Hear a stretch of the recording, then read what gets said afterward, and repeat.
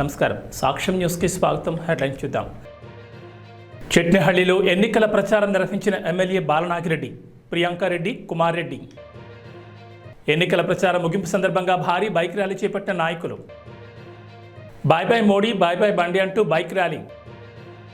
ఏపీలో ఇప్పటి వరకు 239 కోట్ల సొత్తు స్వాధీనం. గజ్వేల్ ఎమ్మెల్యేగా ఉండి చేసిందేం లేదని, అభివృద్ధి శూన్యమని గజ్వేల్ మాజీ ఎమ్మెల్యే తుమ్ముకుంట నరసారెడ్డి అన్నారు.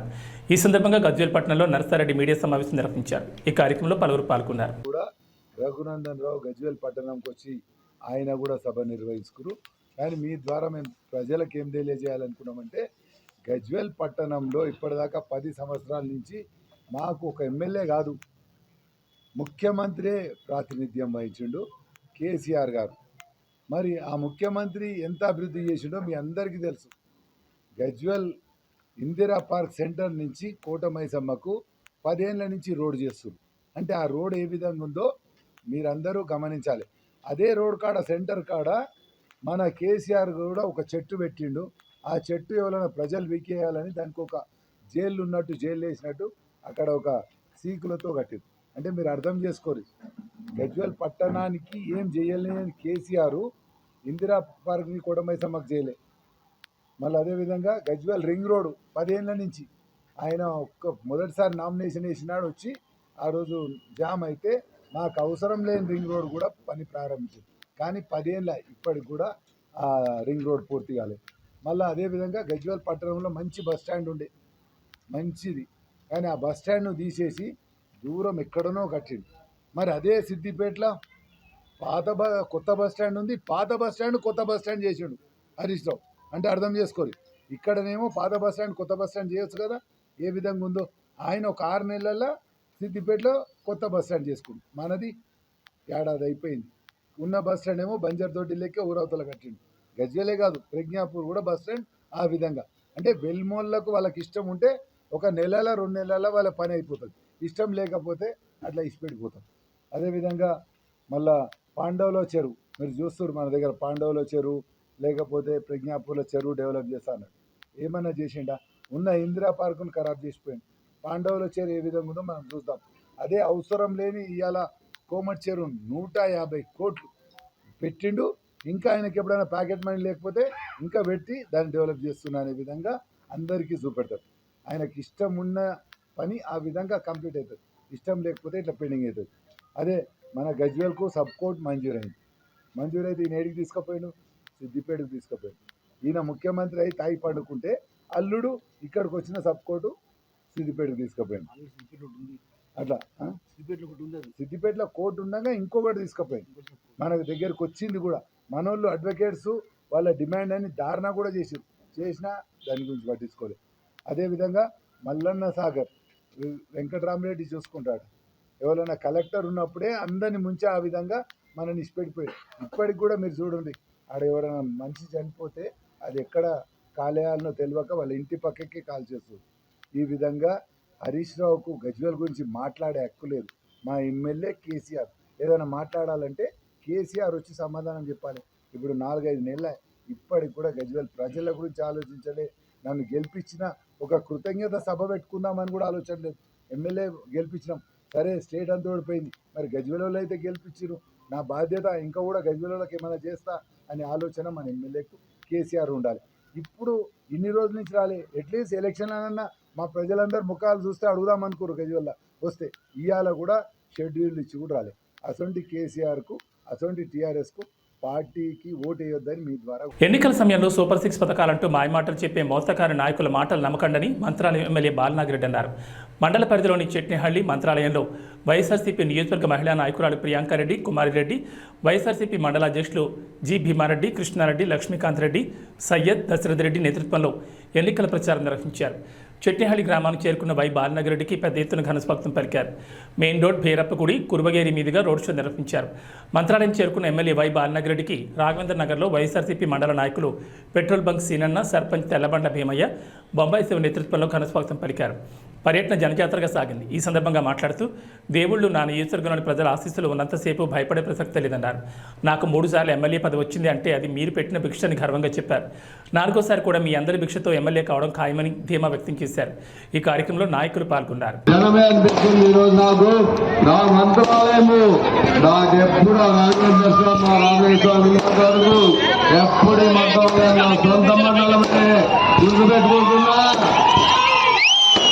ఎందుకంటే ఎప్పుడు మన మండలమే మెజార్టీ, మాకు ఆ మండలం ఎప్పుడు తగ్గే ప్రసక్తే లేదు, తగ్గము కూడా.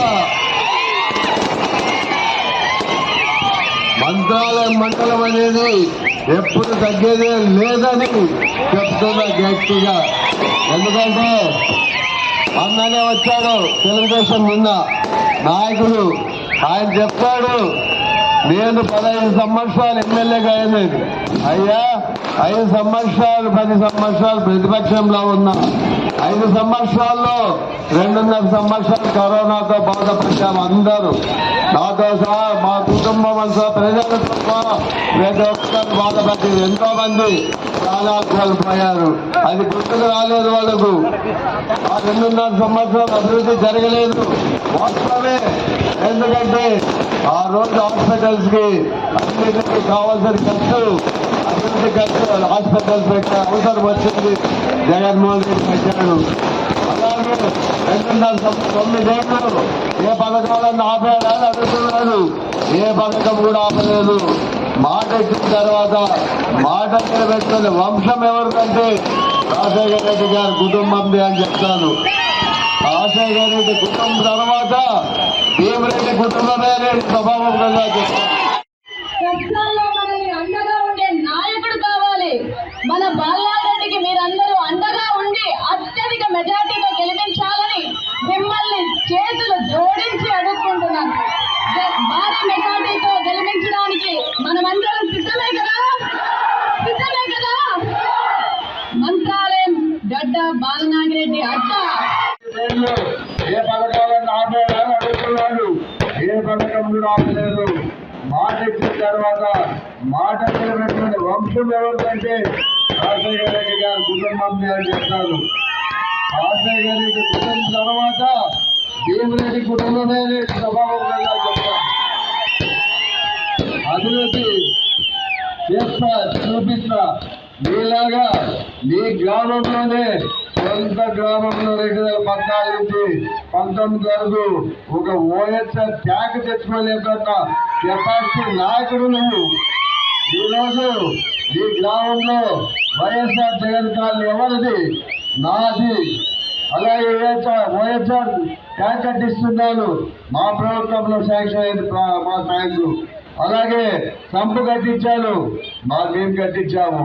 మళ్ళీ అవన్నీ గుర్తుకు రావా? 5 సంవత్సరాల్లో మాతో వాడుకొని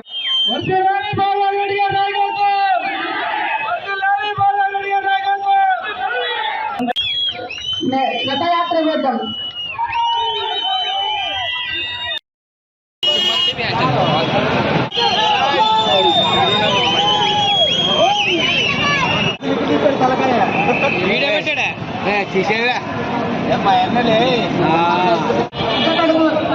ఆంజనేయ స్వామి ఆశీస్సులు మీరున్నంత వరకు మాకు ఏం భయం.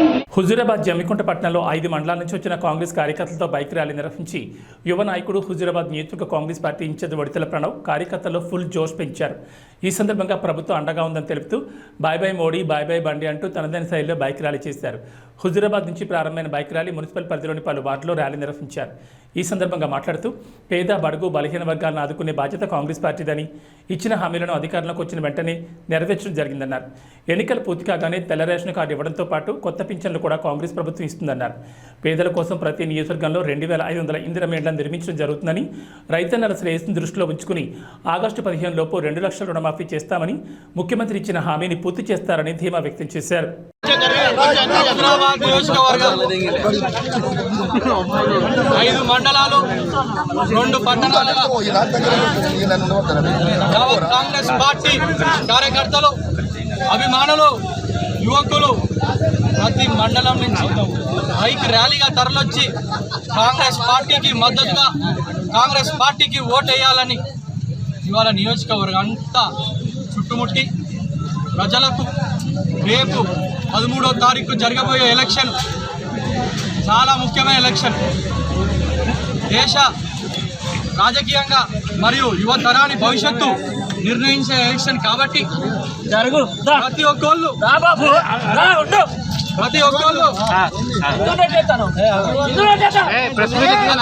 యువకులు, మహిళలు, వృద్ధులు పెద్ద సంఖ్యలో ఓటు వినియోగం చేసుకొని చేయి గుర్తుకి ఓటేసి కాంగ్రెస్ పార్టీ అభ్యర్థి వేల్చెల రాజేందర్ రావు గారికి భారీ మెజారిటీ ఇచ్చి గెలిపించాలని ప్రతి ఒక్కళ్ళని నియోజకవర్గ ప్రజలందరికీ పేరు పేరున నేను వేడుకుంటున్నా. ఈరోజు ఈ ఎలక్షన్ రాహుల్ గాంధీ గారిని ప్రధానమంత్రిని చేసే ఎలక్షన్.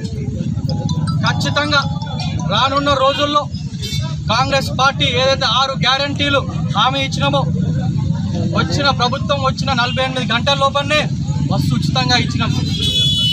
2 నెలల లోపలనే 200 యూనిట్ల కరెంట్ ఇచ్చినాం. 500 రూపాయల గ్యాస్ సిలిండర్ ఇస్తున్నాం. ఆరోగ్యశ్రీని 5 లక్షల నుంచి 10 లక్షలకి పెంచినాం.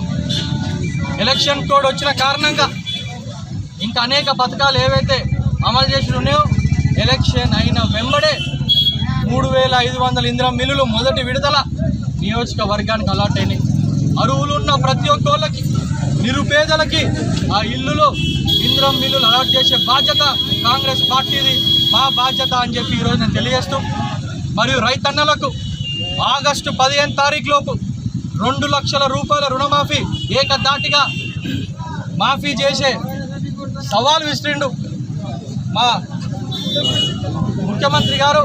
కట్టుబడి ఉన్న దానికి ఖచ్చితంగా ఎలక్షన్. భారతదేశంలో జరుగుతున్న పార్లమెంట్ ఎన్నికల్లో భారత రాజ్యాంగాన్ని కాపాడుకోవాలంటే కరీంనగర్ పార్లమెంట్ పరిధిలో బీజేపీ అభ్యర్థి బండి సంజయ్ను ఓడించి కాంగ్రెస్ అభ్యర్థి వెలిచాల రాజేంద్రరావును గెలిపించాలని సిపిఎం జిల్లా కార్యదర్శి మెల్కూరి వాసుదేవరెడ్డి అన్నారు.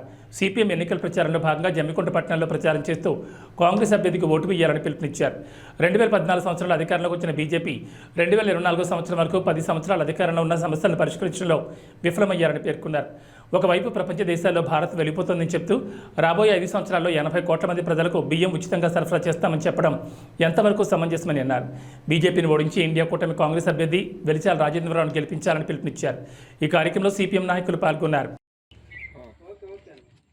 10 సంవత్సరాల మోడీ పాలనలో అన్ని వర్గాల ప్రజలు ఇబ్బందులు ఎదుర్కొన్నారు. ఇబ్బందులు ఎదుర్కోవడం అంటే ఈ దేశంలో ఉన్నటువంటి, ఈ దేశ పాలన కొనసాగిస్తున్నటువంటి బీజేపీ ప్రభుత్వమే ప్రజలను అడ్డి విరిచేటువంటి చర్యలు తీసుకుంది. అది నిత్యావసర వస్తువుల సరుకుల ధరలైతేనేమి, పెరుగుదలైతేనేమి, ఇచ్చిన హామీలు నెరవేర్చకపోవడం, పైగా అధిక భారాలు మోపడం.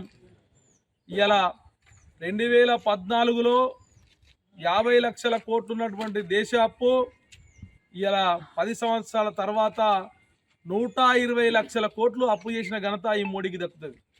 అంటే సగటున దేశంలో ఉన్నటువంటి ఒక మనిషికి 1,20,000 అప్పు నెత్తిన పెట్టాడు. కార్పొరేట్లకు, అదానీ, అంబానీలకు దేశ సంపద మొత్తం కూడా తాకట్టు పెడుతున్నాడు. ఆనాడు మొత్తం కూడా ప్రజానీకం అంతా సాధించుకున్న, కష్టించి పనిచేసి సాధించుకున్న సంస్థలను, సంపాదించుకున్న సంస్థలన్నీ కూడా ఇలా మొత్తం కొల్లగొడుతున్నాడు, కార్పొరేట్లకు అప్పచెప్తున్నాడు.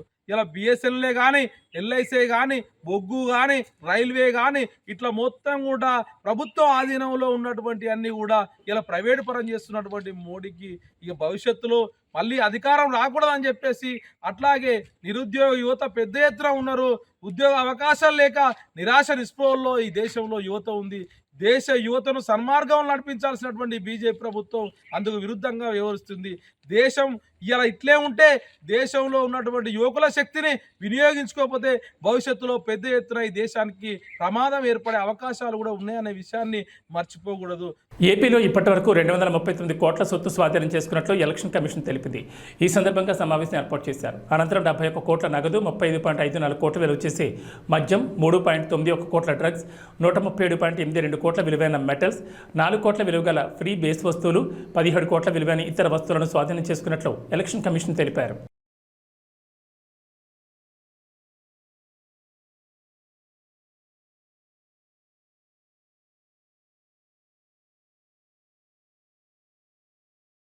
ఒడిశా, ఆంధ్ర రాష్ట్రాల వివాదాస్పద కొరియా గ్రామాల గిరిజనులు సోమవారం జరగబోయే ఎన్నికల్లో 2 చోట్ల తమ ఓటు హక్కు వినియోగించుకోనున్నారు. ఇక్కడ 21 గ్రామాల గిరిజనులకు 2 రాష్ట్రాలను ఓట్లున్నాయి. ఇరు రాష్ట్రాల అంగీకారంతోనే కొన్ని దశాబ్దాలుగా 2 ఓట్లు వేస్తున్నారు. కోరాపుట్ జిల్లా పొట్టంగి సమితిలో కొటియా పంచాయతీ ఉంది. ఈ ప్రాంతం ఒడిశా రికార్డుల్లో, ఆంధ్రలోని మన్యం జిల్లా సాలూరు మండలం రికార్డులోనూ ఉంది. మే 13 జరగబోయే సార్వత్రిక ఎన్నికలు ఒడిశా, ఆంధ్ర రాష్ట్రాలకు ఒకే రోజు ఉండడంతో ఇక్కడ పోలింగ్ నిర్వహణ కత్తిమీద సాములా మారింది. నాడు బ్రిటిష్ వారు చేసిన తప్పు కారణంగా ఇరు రాష్ట్రాల మధ్య ఈ గ్రామాలు కొన్ని దశాబ్దాలుగా వివాదంలో చిక్కుకున్నాయి. సుప్రీంకోర్టులో దీనికి సంబంధించిన కేసు ఇప్పటికీ నడుస్తోంది. 1996 మధ్యంతర ఎన్నికల సమయంలో ఒడిశా, ఆంధ్ర రాష్ట్రాలకు ఒకే రోజు ఎన్నికలు జరగగా అనేక ఇబ్బందులు ఎదురయ్యాయి. 2 రాష్ట్రాలకు చెందిన కలెక్టర్లు పరస్పర చర్చలతో వేరే ఇంకులు ఉపయోగించడంతో గిరిజనులు 2 చోట్ల ఓటు వేశారు. మళ్లీ ఇప్పుడు ఒకే రోజు పోలింగ్ జరగడంతో ఉత్కంఠ నెలకొంది. ఇప్పటికే ఒడిశా అధికారులు ఈ గ్రామాల్లో చైతన్యం కలిగిస్తున్నారు. ఒడిశాలో గతంలో మాదిరి ఎక్కువ పోలింగ్ శాతం జరిగేలా చూస్తామని పొట్టంగి సమితి అధ్యక్షుడు సుకాంత్ కుమార్ పట్నాయక్ తెలిపారు.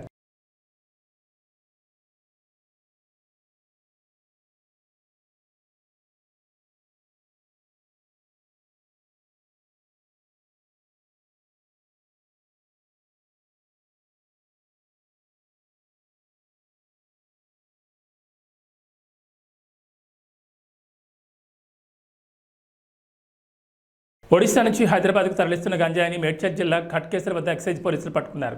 6.5 లక్షల విలువ చేసే గంజాయి స్వాధీనం చేసుకుని 2 అరెస్ట్ చేశారు. మరో 2 విద్యార్థులు పరారయ్యారు.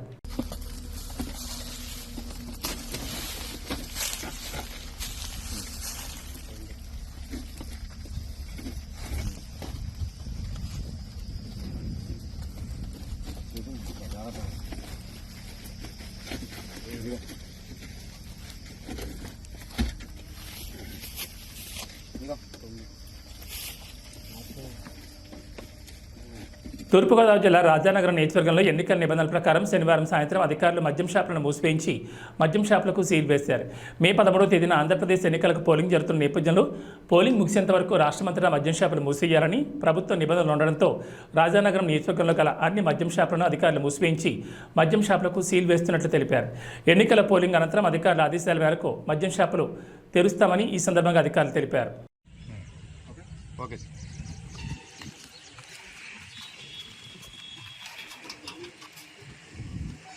చార్ధామ్ యాత్ర నిన్నటి నుంచి మొదలవగా భక్తులు వేలాదిగా తరలివస్తున్నారు. అయితే యమునోత్రి ధామ్కు వెళ్లే దారిలో భక్తులు తీవ్ర ఇబ్బందులు ఎదుర్కొంటున్నారు. ఘాట్ రోడ్లో ప్రమాదకరంగా గంటల తరబడి నిల్చొని తీవ్ర ఇబ్బందులు పడుతున్నామని భక్తులు ట్విట్టర్ వేదికగా ఫిర్యాదు చేస్తున్నారు. భక్తులను నియంత్రించేందుకు పోలీసులే లేరని, సరైన సదుపాయాలు సైతం ఏర్పాటు చేయలేదని సీఎంకు ట్యాగ్ చేసి ట్వీట్ చేస్తున్నారు. देखो दोस्तों, ये यमुनोत्री धाम का राजमार्ग है और यहाँ देखो कितना जाम लग चुका है और यहाँ धामी सरकार की कोई व्यवस्था नहीं है और यहाँ पर डोली वालों के लिए भी कोई व्यवस्था नहीं है. डोली वाले भाई लोग इधर बैठे हैं और न पिट्ठू वालों के लिए व्यवस्था है, न यात्रियों के लिए व्यवस्था है, न घोड़े वाले के लिए व्यवस्था है, न घोड़े के लिए व्यवस्था है. उत्तराखंड का ये यमुनोत्री धाम का पैसा कहाँ जा रहा है? हम इस बात को पूछना चाहते हैं गवर्नमेंट सरकार से, धामी जी की सरकार से, कि यहाँ का जो बजट है वो कहाँ. రాపూర్ మండలంలోని గోనుపల్లి మేజర్ పంచాయతీలో నెల్లూరు రవీందర్ రెడ్డి ఆధ్వర్యంలో నేదురుమల్లి రామ్కుమార్ రెడ్డి గెలుపు కోసం భారీ ఎత్తున జనసమూహంతో ర్యాలీ నిర్వహించారు. ఈ కార్యక్రమంలో నెల్లూరు శివకుమార్ రెడ్డి, గోనుపల్లి సర్పంచ్ గోతాట్ నారాయణమ్మ, మాజీ సర్పంచ్ సీనన్న తదితరులు అధిక సంఖ్యలో పాల్గొన్నారు.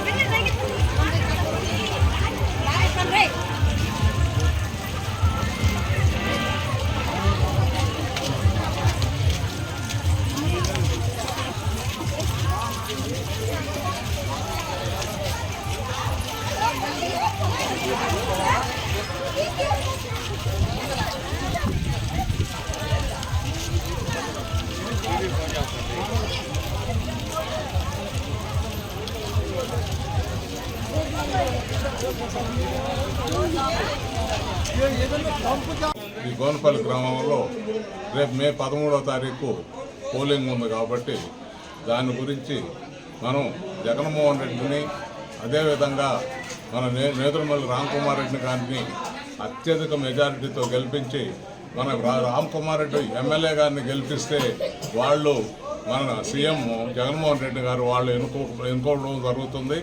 అదేవిధంగా ఇప్పుడు ప్రతిపక్షాలు మనం వాలంటీర్లని జగన్మోహన్ రెడ్డి గారు పెట్టి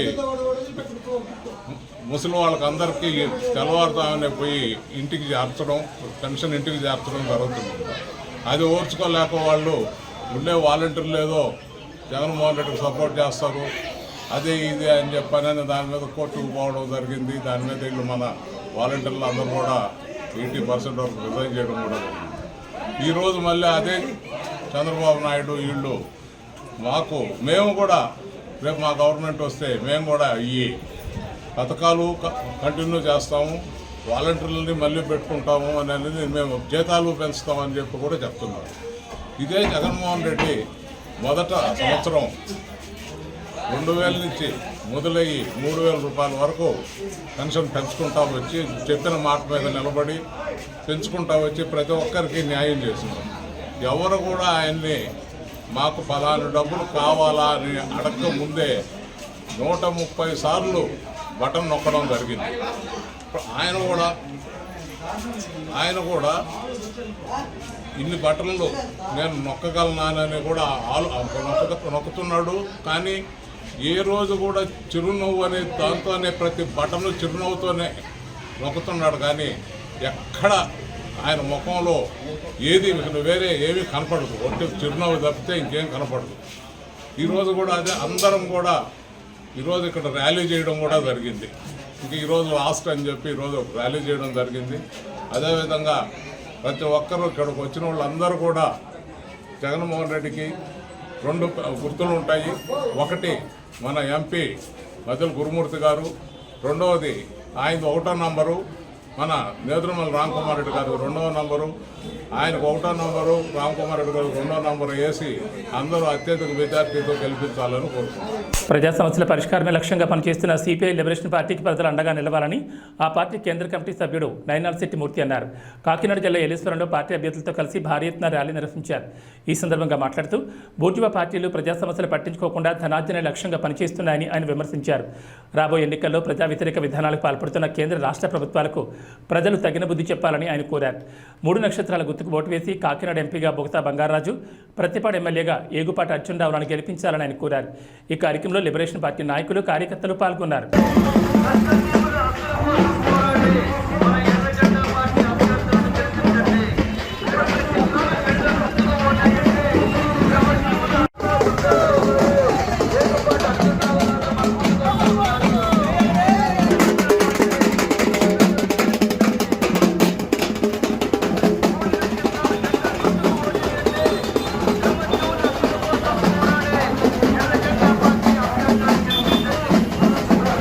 నా పేరు ఏగుపాటి అర్జునరావు అండి.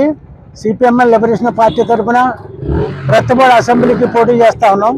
అలాగే కాకినాడ పార్లమెంట్కి కామ్రేడ్ బొగతా బంగారావు గారు పార్లమెంట్ అభ్యర్థిగా పోటీ చేస్తూ ఉన్నారు. మా ఎన్నికల గుర్తు 3 నక్షత్రాల జెండా గుర్తు కాబట్టి ఇక్కడ ప్రతిపాడు అసెంబ్లీకి కాకినాడ పార్లమెంట్కి కూడా మమ్మల్ని 3 నక్షత్రాల జెండా గుర్తుపై ఓటేసి అఖండ మెజార్టీని చేకూర్చాలని మనం చేస్తాం. నా పేరు బొగతా బంగారాజు, సిపిఎంఎల్ లిబరేషన్ పార్టీ తరఫున కాకినాడ పార్లమెంటుకి పోటీ చేస్తున్నటువంటి అభ్యర్థిని. మరి ఇప్పటి వరకు కూడా జిల్లా నలుమూలలో కూడా మా ప్రచారాన్ని చుట్టుముట్టాం. ప్రధానంగా మరి లాలోచి కుస్తీలు పడుతున్నటువంటి బీజేపీతో లాలోచి పడిపోయినటువంటి 3 ప్రాంతీయ పార్టీలు కూడా మరి వాళ్ళ మధ్య ఉన్నటువంటి వైరుధ్యాలన్నీ కూడా పక్కన పెట్టి ఆంధ్ర ప్రజానికాన్ని అందరినీ కూడా కూల్స్ చేద్దామని చెప్పేసి మోడీ గారు, బాబు, పవన్, జగన్ అందరూ కూడా ప్రయత్నం చేస్తూ ఉన్నారు. కేంద్రంలో వచ్చినటువంటి అన్ని చట్టాలకి కూడా మరి మోడీ గారికి వచ్చినటువంటి అన్ని నల్ల చట్టాలకి కూడా ఇక్కడున్నటువంటి జగన్ గారు, ఇక్కడున్నటువంటి చంద్రబాబు గారు వాళ్ళ పార్టీ ఎంపీలు ఇప్పటి వరకు కూడా సపోర్ట్ చేశారు. ఇవాళ మరి ఆంధ్ర ప్రజానికాన్ని అంతా కూడా చెవిలో పువ్వు పెట్టి ఒక రకంగా చెప్పంటే పూజించేస్తూ ఉన్నారు. మన రాజమండ్రి మీటింగ్ కానీ, అనకాపల్లి మీటింగ్ కానీ, లేదా విజయవాడ మీటింగ్ కానీ వాళ్ళు ఎక్కడ కూడా స్పష్టమైనటువంటి హామీలు ఇవ్వటం లేదు. ప్రజా సంక్షేమ పథకాలన్నింటినీ కూడా అమలు చేస్తామని చెప్పేసి అమలే తప్పన్నటువంటి ఈ నాయకులు మళ్ళీ ఇప్పుడు అమలు చేస్తామని చెప్పి అంటా ఉన్నారు. ఈ రకంగా ఆంధ్ర రాష్ట్ర అభివృద్ధిని ఏ రకంగా పక్కన పారేశారు. మన ప్రత్యేక రాష్ట్ర ఇస్తానంటే వాదా ఇస్తానటువంటి సమస్య కానీ, ప్రత్యేక జోన్ కానీ, లేదా మన పోలవరం ప్రాజెక్టు కానీ, ఆంధ్రాకు రావాల్సినటువంటి అభివృద్ధి నిధులన్నింటినీ కూడా పక్కన మారేశారు. ఈ పరిస్థితుల్లో ఖచ్చితంగా ప్రతిపక్ష పార్టీలు ఏవైతే గొంతెట్టుకోవాల్సినటువంటి బాధ్యత ఉంది. ఆ రకంగానే మేము ఈ యొక్క కాకినాడ పార్లమెంట్ నుండి ఒక ప్రతిపక్షంగా మేము అందరూ కూడా పోటీ చేసి ఈ యొక్క అసెంబ్లీలోని పార్లమెంట్లోని కూడా మా గొంతు వినిపించాలనే ఉద్దేశంతోనే మేము పోటీ చేస్తా ఉన్నాం. ఆ రకంగా మేము ఒకళ్ళు ఉన్నా సరే, ప్రతిపక్షం ఒకళ్ళు ఉన్నా సరే, ఈ యొక్క నల్ల చట్టాలకు వ్యతిరేకంగా మేము మాట్లాడతామని చెప్పేసి ఈ సందర్భంగా మనవి చేస్తూ, మరి మా గుర్తు 3 నక్షత్రాల జెండా గుర్తు. అందుచేత మీరందరూ కూడా ఒక ప్రతిపక్ష ఎంపీని, ప్రతిపక్ష ఎమ్మెల్యేలని అసెంబ్లీకి, పార్లమెంట్కి పంపిస్తారని చెప్పేసి ఈ సందర్భంగా మీ అందరినీ కూడా కోరి ప్రార్థిస్తా ఉన్నాం. పల్నాడు రైతులు గెలవాలంటే తెలుగుదేశం పార్టీ గెలవాలని లావు శ్రీకృష్ణదేవరాయలు నర్సరావుపేట తెలుగుదేశం పార్టీ అసెంబ్లీ అభ్యర్థి డాక్టర్ చదలవాడ అరవింద్ బాబు అన్నారు. ఈ సందర్భంగా పల్నాడును సస్యశ్యామలం చేస్తామన్నారు. ల్యాండ్ టైటిలింగ్ యాక్ట్ను సమూలంగా పెకిలించి వేస్తామన్నారు. ఈ ప్రచార ర్యాలీలో లావు శ్రీకృష్ణదేవరాయలు అసెంబ్లీ అభ్యర్థి డాక్టర్ చదలవాడ అరవింద్ బాబు పాల్గొన్నారు.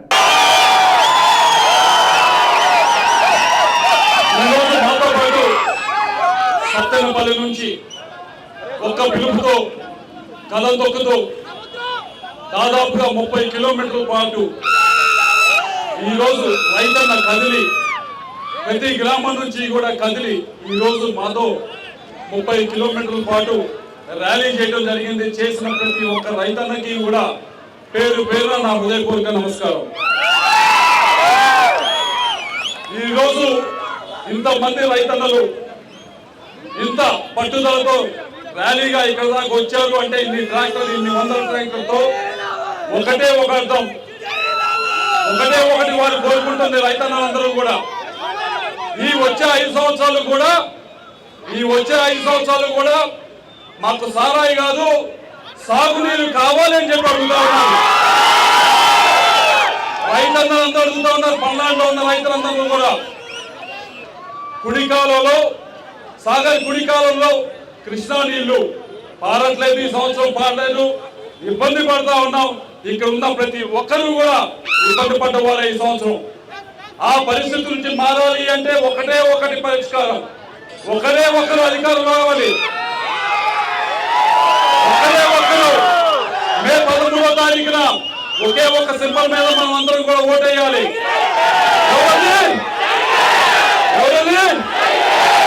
సైకిల్ మీద ఓటేయాలి. చంద్రబాబు గారిని అధికారంలో తీసుకురావాలి. గోదావరి జలాలు తీసుకొచ్చి కృష్ణా నది కుడికాలను శ్రీకరణ చేసే బాధ్యత మేము తీసుకుంటామని చెప్పి మీ అందరూ కూడా తెలియజేసుకుంటా ఉన్నాం. అలాగే నిన్న మాచర్ల వెళ్ళడం జరిగింది. దాదాపు 40-50 వేల మంది అన్ని గ్రామాల నుంచి తరలి వచ్చారు. అడిగేది ప్రతి ఒక్కరూ ఒకటే, మాకు వరికి పుడిసాల పూర్తి చేయండి అని చెప్పి.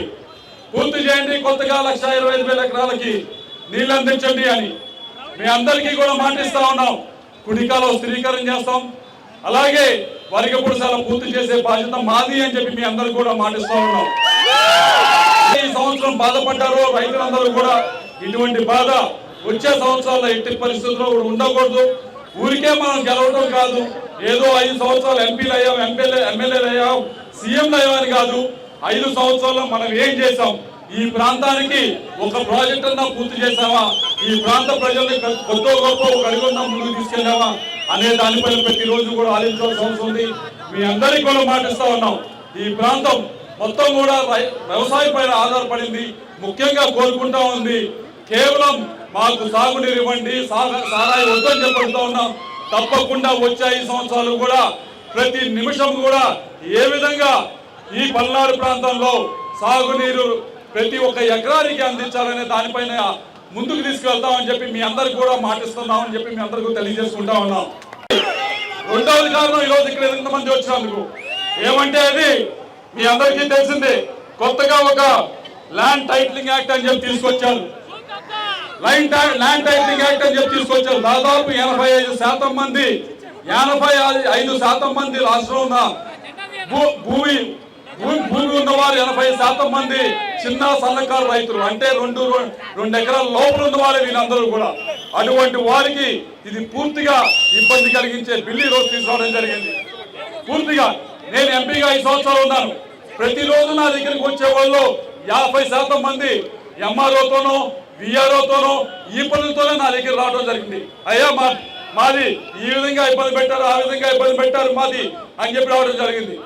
ఇదివరకు కోర్టులు ఉంటే అన్ని ఇబ్బందులు ఉంటాయి, ఇప్పుడు కోర్టు కూడా వెళ్ళలేకపోతే ఇంకెన్ని ఇబ్బందులు వస్తాయి ఈ బిల్లుతో అని చెప్పి అందరూ కూడా ఆలోచించాలి.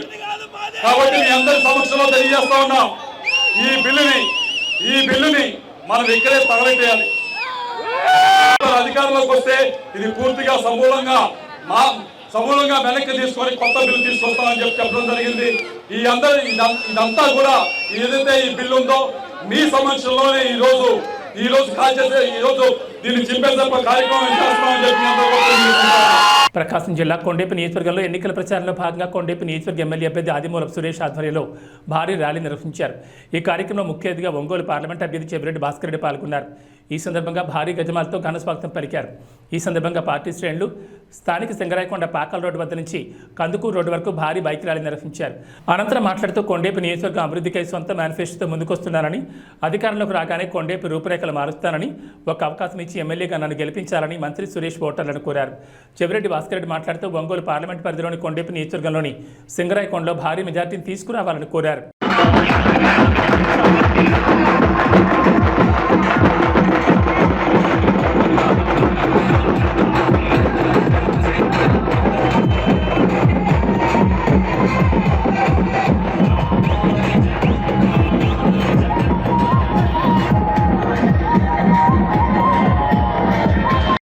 ఒక్కొక్కసారి నొప్పి అనిపిస్తుంది భుజం ఈ భుజం నొప్పి అనిపిస్తే జెండాని ఈ భుజం మీద పెట్టుకొని మోసేవాడిని తప్ప జెండా మోస్తే ఈ భుజం నొప్పి అనిపిస్తే ఈ భుజం మీద పెట్టుకొని జెండా మోసేవాడిని తప్ప జెండా మార్చేవాడిని కాదు. 5 సంవత్సరాలకు ఒక్కసారి నేను అని మీకు ధైర్యంగా తెలియజేస్తున్నా. 5 సంవత్సరాలకు ఒక్కసారి జెండా మార్చే వ్యక్తిని కాదు, పార్టీ మార్చే వ్యక్తిని కాదు, నాయకులు మార్చే వ్యక్తిని కాదు, కార్యకర్తలు మార్చే వ్యక్తిని కాదు. నాకు తెలిసింది ఒకటే, ఒకే నాయకత్వం, ఒకే పార్టీ, మీరే జగనన్న సైనికులని మీకు తెలియజేస్తున్నా.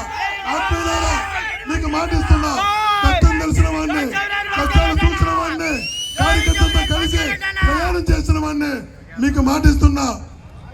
మీలో ఒకటిగా ఉంటా, మీ కుటుంబ సభ్యుడిగా ఉంటా. అభివృద్ధి ఒకటే కాదు, సంస్కారం ఒకటే కాదు, మీరందరూ కూడా ఏ సమస్య వచ్చినా, ఏ అవసరం వచ్చినా మా భాస్కర్ రెడ్డి మాకు ఉన్నాడని గర్వంగా చెప్పుకునేలా అడుగులు. ఏబీ బులెటిన్ విశేషాలు. నమస్కారం.